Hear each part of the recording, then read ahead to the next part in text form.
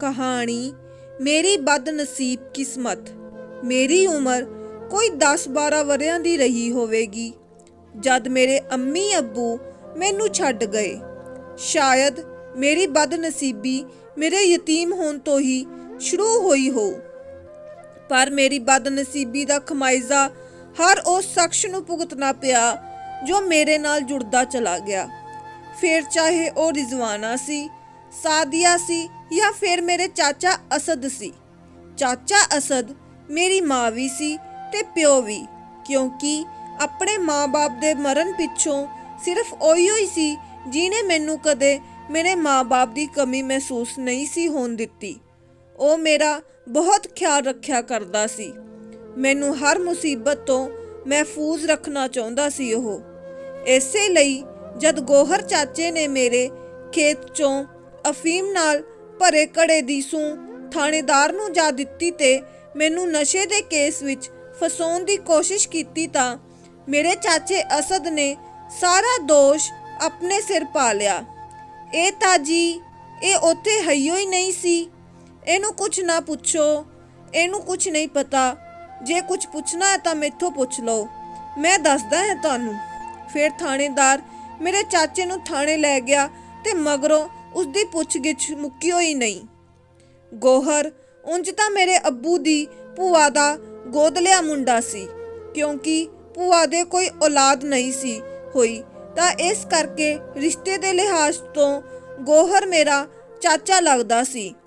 मैं उसनू चाचा आख के बुला तां लैंदा सी, पर उसनू चाचा कहण नू मेरा जी नहीं सी करदा। अपना खून तां आखर अपना ही हुंदा है। ये गल तां जिवें उस लई ही बनाई गई सी। जद मेरे माँ प्यो मरे तां इसदा ये पहला फर्ज बनदा सी कि हुण अगे तो मेरा ख्याल ये आप रखिया करे।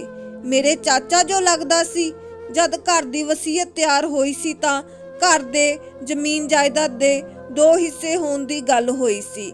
एक हिस्सा चाचा असद दा सी ते एक मेरे अब्बू दा, जो उन्हां दे नां रहण करके हुण मेरे नां होना सी। पर मेरे चाचे गोहर नू ये गल या कह लो ये वंड पसंद नहीं सी आई ते साडे घर आ धमकिया सी वो अपना हिस्सा लैण लई। मैनू तां कोई समझ नहीं सी तां मैं तां कहना ही की सी, पर गोहर चाचे ने ये कह के मेरा हिस्सा भी अपने नां करा लिया कि हुण तो मेरी सारी जिम्मेवारी वो चक्केगा। जिम्मेवारी तो ओदी मुराद मेरे हिस्से दी जमीन जायदाद सांभन तो सी, पर मेरी जिम्मेवारी ना उहने कदे चुकी सी, ना ही अग्गों कदे चुकना चाहुंदा सी। लै ये किहड़ा कोई कहण दी गल है, इरफान मेरा अपना है। फिर की होया जे मैं इहदा चाचा, मैं इहनू पुत्तां दी तरह पालांगा। जद असद चाचे ने गोहर चाचे नू पुछया सी कि मेरी जिम्मेवारी वो चुक भी सकेगा या नहीं, तां उस वेले तां उसने 4 मिठियां मिठियां जईयां मार दित्तियां सन, पर गोहर चाचे दियां गल्लां बस गल्लां ही रह गईयां। एक दिन उसने आप ही खेत विच अफीम दा घड़ा दब के दोष मेरे सिर मढ़ दिता कि मुंडा नशा वेचदा है। उसदी मंशा तां असल विच ये सी कि मैं नशे दे केस विच अंदर चलिया जावां ते पिछों ओ मेरी जमीन जायदाद सब दा कल्ला कहरा मालक बन जावे ते उसदे सिरों मेरी जिम्मेवारी दा बोझ भी उतर जावे। पर इस केस विच विचारा मेरा असद चाचा फस गया। ओ ठाणे की गया, मेरे लई तां 4 दिन दी चांदनी फिर हनेरी रात वाली गल हो गई। नाले तां गोहर चाचा मेरा घर, मेरे खेत ते मेरी जमीन जायदाद वरतदा रहा, नाले मैनू एक मुफ्त दे नौकर तो वध कुछ नहीं सा मैं ओदे लई।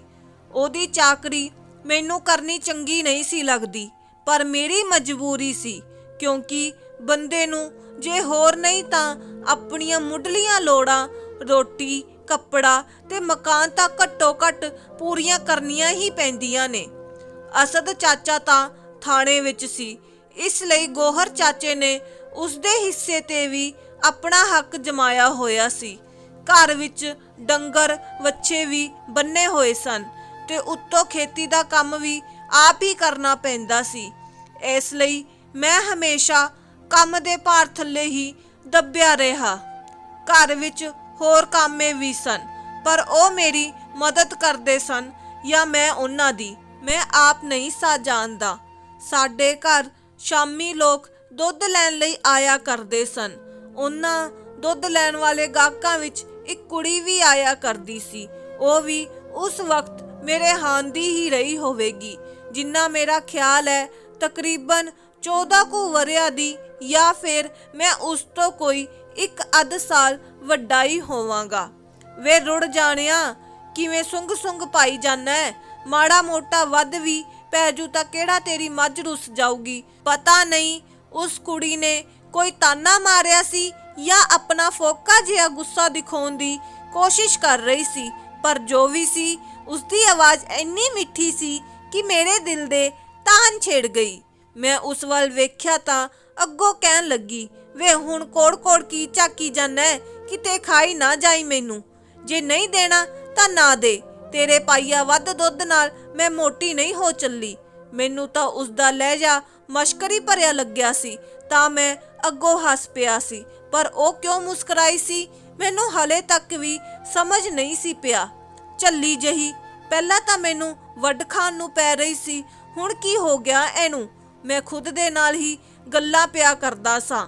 ਅਗਲੇ ਦਿਨ ਉਹ ਸ਼ਾਮੀ ਫੇਰ ਆਈ। ਵੇ ਅੜਿਆ, ਲੋਕਾਂ ਦੇ ਭਾਂਡੇ ਹੀ ਭਰੀ ਜਾਨਾ ਹੈ, ਭੋਰਾ ਦੁੱਧ ਪਾ ਕੇ ਮੇਰੀ ਗੜਵੀ ਵੀ ਭਰ ਦੇ।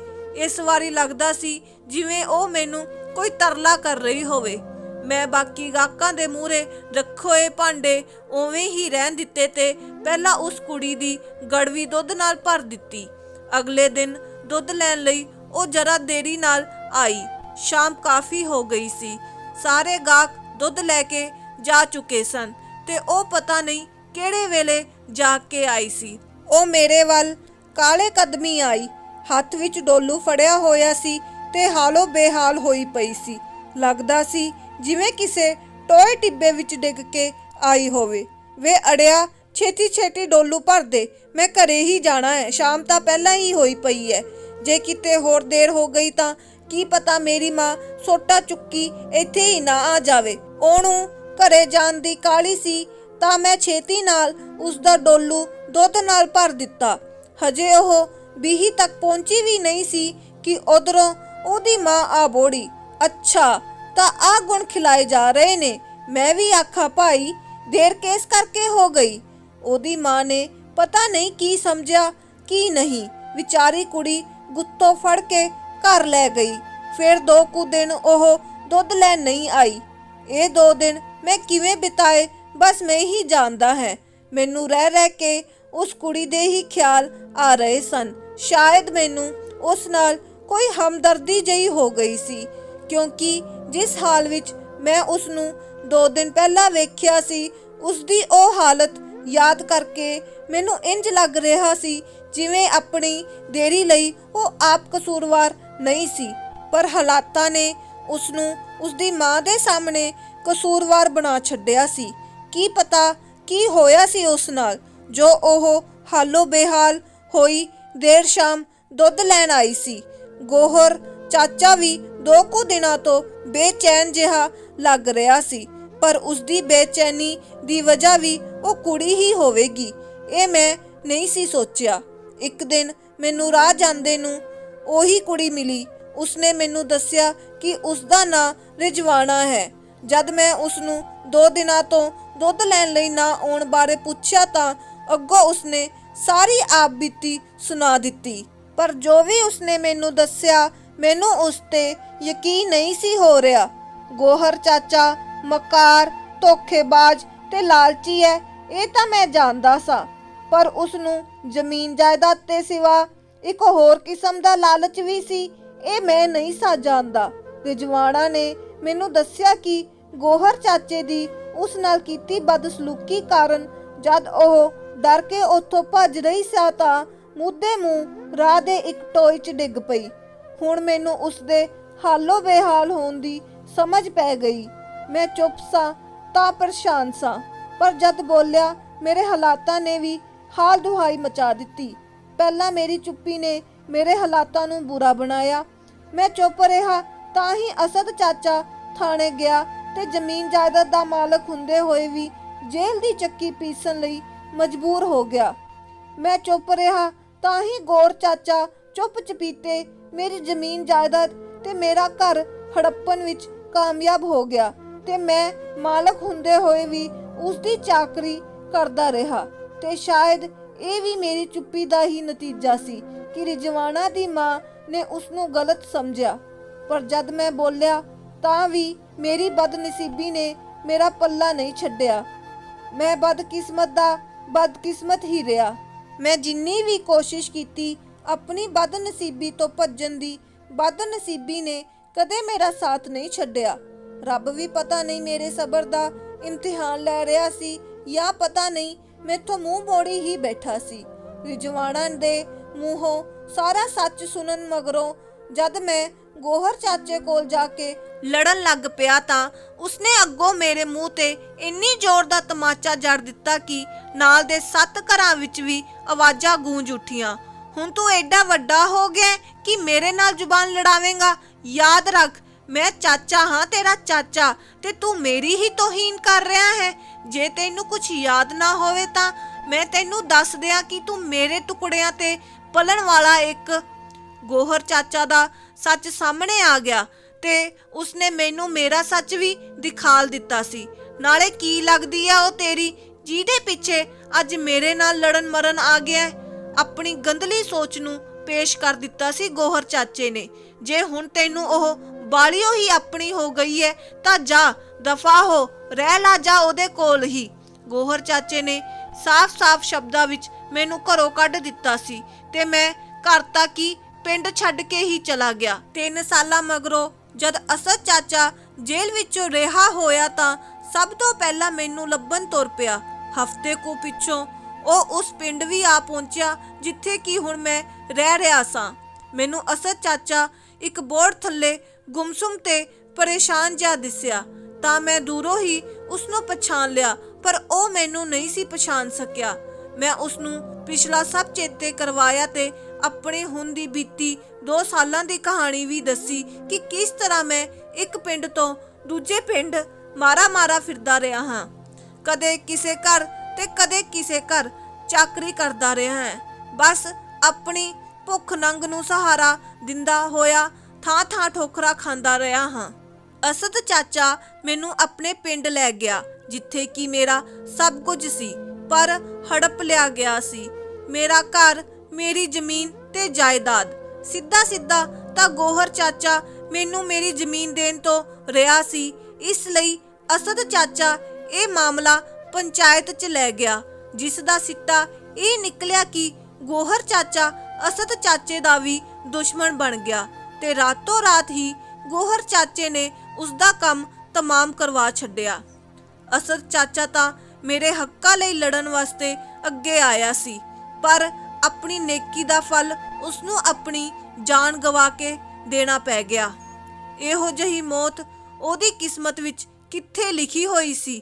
ਇਹ ਤਾਂ ਮੇਰੀ ਬਦਨਸੀਬੀ ਸੀ ਜੋ ਉਸ ਨੂੰ ਵੀ ਲੈ ਡੁੱਬੀ। ਮੈਂ ਕਿੱਥੇ ਆਪਣੇ ਹੱਕ ਖੋ ਕੇ ਲੈਣ ਵਾਲਾ ਸੀ? ਸਗੋਂ ਅਸਦ ਚਾਚਾ ਦੀ ਮੌਤ ਤੋਂ ਬਾਅਦ ਮੈਨੂੰ ਤਾਂ ਆਪਣੀ ਵੀ ਜਾਨ ਦੇ ਲਾਲੇ ਪੈ ਗਏ ਸਨ। ਮੈਂ ਇੱਕ ਵਾਰੀ ਫੇਰ ਪਿੰਡ ਤੋਂ ਨਿਕਲ ਜਾਣਾ ਸੀ ਕਿਧਰੇ ਦੂਰ। ਜੇ ਮੈਨੂੰ ਜਾਂਦੇ ਨੂੰ ਸਾਦਿਆ ਨਾ ਵੇਖ ਲੈਂਦੀ। ਸਾਦਿਆ ਸਾਡੇ ਗਵਾਂਢ 'ਚ ਹੀ ਰਹਿੰਦੀ ਸੀ ਤੇ ਮੇਰੀ ਹਾਲਤ ਤੇ ਮੇਰੇ ਹਾਲਾਤਾਂ ਤੋਂ ਚੰਗੀ ਤਰ੍ਹਾਂ ਜਾਣੂ ਵੀ ਸੀ। ਉਸ ਦੀ ਮੇਰੇ ਪ੍ਰਤੀ ਹਮਦਰਦੀ ਕਦ ਪਿਆਰ 'ਚ ਤਬਦੀਲ ਹੋ ਗਈ ਇਹ ਉਹ ਵੀ ਨਹੀਂ ਸੀ ਜਾਣਦੀ ਤੇ ਮੈਂ ਤਾਂ ਉਹਨੂੰ ਜਾਣੀ ਸਾਦਿਆ ਨੂੰ ਚੰਗੀ ਤਰ੍ਹਾਂ ਜਾਣਦਾ ਹੀ ਕਿੱਥੇ ਸਾਂ। ਸਾਦਿਆ ਨੇ ਆਪਣੇ ਅੱਬੂ ਨੂੰ ਕਹਿ ਕੇ ਮੈਨੂੰ ਆਪਣੇ ਘਰ ਰਖਵਾ ਲਿਆ ਅਤੇ ਡੰਗਰਾਂ ਦੀ ਸਾਂਭ ਸੰਭਾਲ ਦਾ ਕੰਮ ਵੀ ਦਵਾ ਦਿੱਤਾ।